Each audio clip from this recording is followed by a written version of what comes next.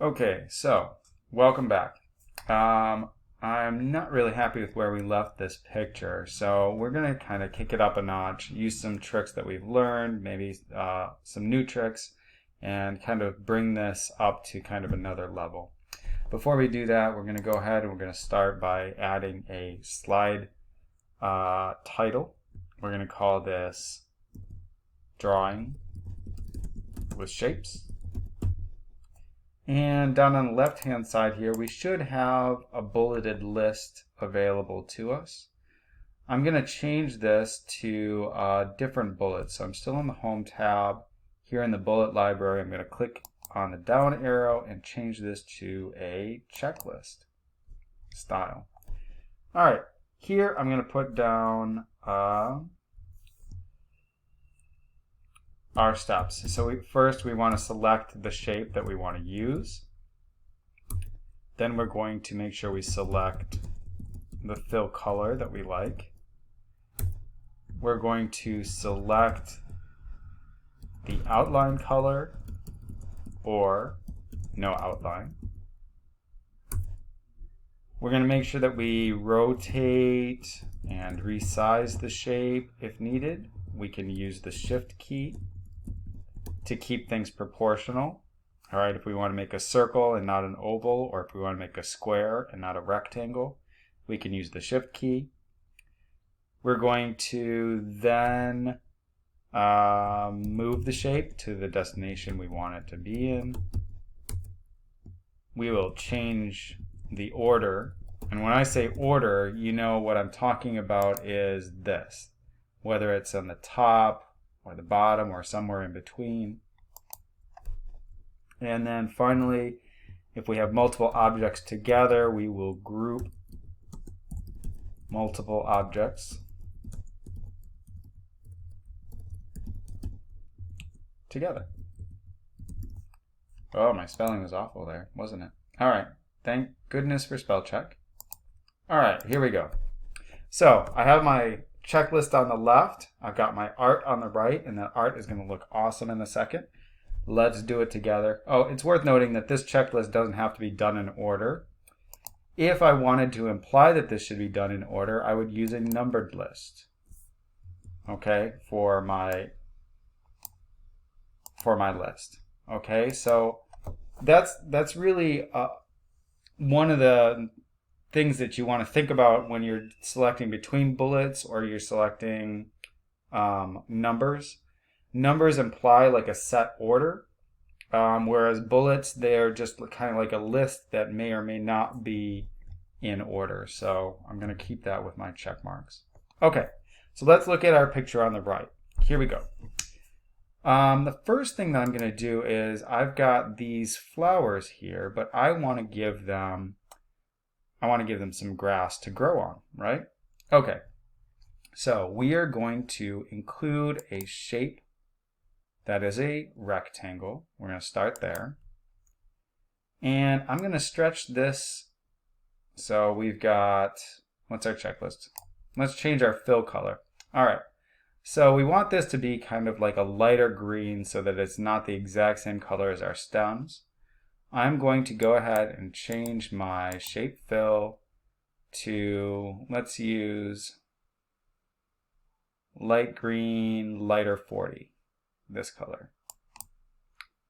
You know what? I want it even a little bit darker than that. So I'm going to go ahead and I'm going to take it down one more to this light green accent 3, darker 25.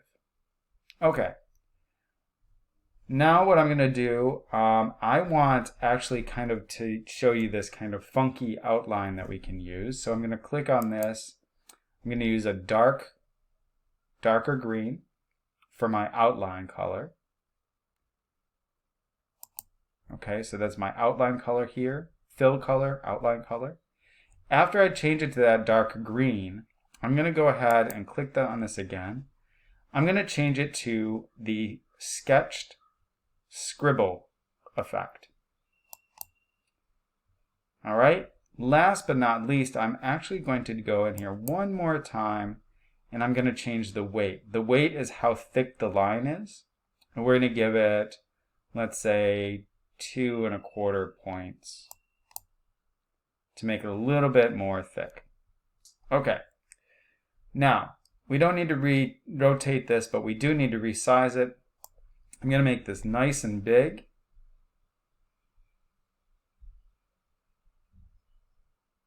All the way off the edge of the page here.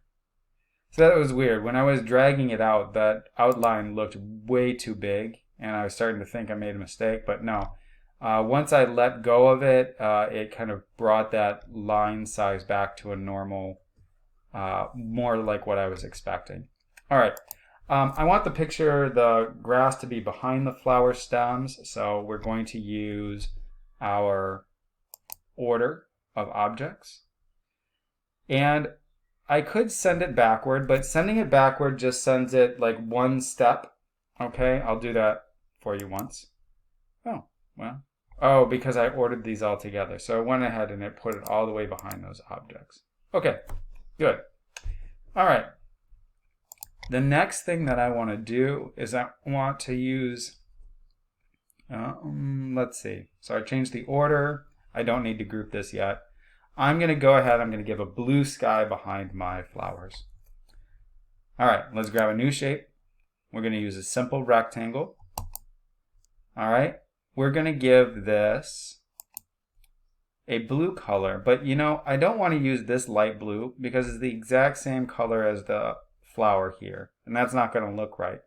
So instead, if I don't like the colors that are here, I want to show you, you can come down to more fill colors. Okay? Here I have a way to create a custom color. Now I'm not going to give you an exact color here, but we can go and we can try to find kind of a more sky blue kind of color. Notice that once I'm rotating this slider first to get me close to what I want. And then once I have, and I see the color kind of present here, I'm now going to grab this circle and I'm going to move it to the blue that I'm looking for. The preview is this square down here. So that's showing me what's actually going to appear, what my final result is. You can also play with the alpha, which is kind of like the transparency almost of the color. All right, but at any rate, I just want a nice sky blue. You're going to pick what you want that to be. Just make sure it's a little bit different than this blue here. And we're going to click OK. For my blue sky, I'm actually going to take the outline off. So we're going to click on No Outline. And here I'm going to try to line this up. And notice that we've got these smart guides here. If I get kind of close to the edge of the square here, those smart guides are going to help me get it pretty darn close to perfect there.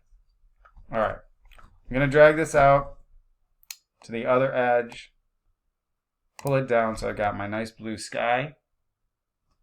I have a friend popping in on me here. There you go. All right, so what I'm going to do is I'm going to push this back behind my grass. All right. Here I'm going to send backwards. Oh, that didn't go far enough. So I went behind my flowers, but I didn't go behind my grass. So that's where I would want to use send to back. So this is like an absolute. Send backward takes it back like one step at a time, whereas send to back sends it all the way to the back. No matter, if you have 2 layers or if you have 45 layers, it's always going to send it to the bottom of the stack. That's where I want it to be. All right, so I got my blue sky, I got my flowers, I've got my grass with my squiggly line, which kind of gives it that kind of grass effect there. And last but not least, we're going to go ahead and we're going to add, well, maybe 2 things, but here we go. We're going to add some sunshine to make our flowers grow. All right, so I'm going to create in my shapes, down in basic shapes, I have a sun. For some reason, the sun up here is green at first, and we don't want a green sun. We want a nice bright yellow sun. I'm going to change my colors. I'm going to give this one, let's say no outline. Oops, that's my fill. I want to change my outline. No outline. All right, and then I'm going to drag and drop that up to the top, right-hand corner. Let's get it a little bit larger. There we go. We got a nice sun beating down on our flowers. All right. I like this, but my flowers, I think they just need a little something more. We've got this kind of squiggly line effect for our grass. We've got some outlines on our stems. This looks very kind of childish, and there's one thing that I could, I could try to go for realism, or I could try to make this just embrace the fact that this looks like something that's hand-drawn and kind of scribbled, like maybe, and kind of make that part of the effect. So I'm going to go back to this kind of squiggle line here, and we're going to do this. I'm going to click on our individual flowers. Now, they're grouped, so I have to click twice. First to select the grouped object, and then once again to select an object inside the group. All right, I want to select this yellow circle, and I'm going to give it a black outline. And I'm going to make that outline, I'm going to give that outline a scribbled look. Okay? So that's going to give it this kind of like imperfect circle with the imperfect, kind of outline. And I think it just kind of gives it this kind of cool, like child drawing kind of effect, right? Okay, I'm going to do that with my blue circle. I'm going to do the same thing. Outline it. Black with a scribble. And the orange one, outlined black. Whoops, excuse me. With a scribble. Okay. All right, and let's do, before we're done here, let's do a couple of petals. Okay, so we're going to go back into our shapes. We're going to go and we're going to find our teardrop shape right here in our basic shapes.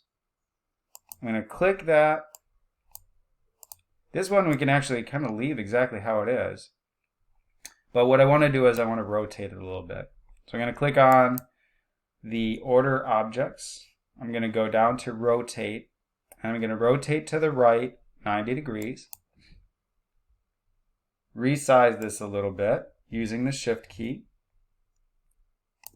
And I'm going to bring that up right against my flower stem there. I'm going to copy and paste it. Control C, Control V. I'll drag this over and I want to flip it. So under those rotate buttons there, we also have the option to flip an object. So we can rotate it or we can flip it. I'm going to flip this along the horizontal. Boom.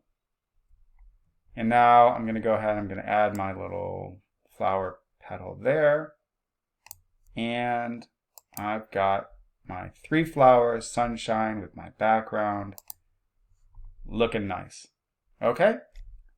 Drawing with shapes, and we've got all of our steps here. We've got a nicer, kind of more beautiful picture here, and something that we can continue working on in the future. All right. Thanks, guys. Good work today. May the 4th be with you.